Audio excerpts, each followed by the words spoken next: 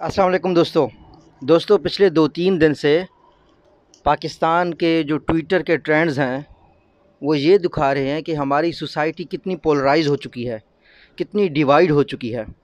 कुछ लोग हैं वो जानबूझ के मीशा शफ़ी के ख़िलाफ़ नफ़रत फैला रहे हैं और अली ज़फ़र को हीरो शो कर रहे हैं, और फिर कुछ लोग हैं जो मीशा शफ़ी को डिफेंड कर रहे हैं।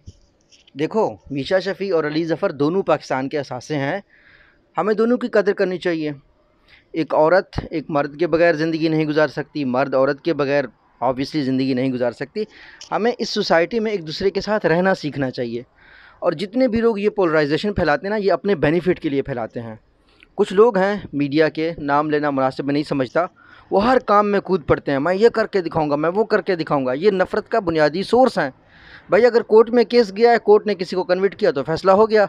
तुम कौन होते हो किसी को मज़ीद डिफेम करने वाले? तो प्लीज़ इस तरह के आप अवॉइड करें।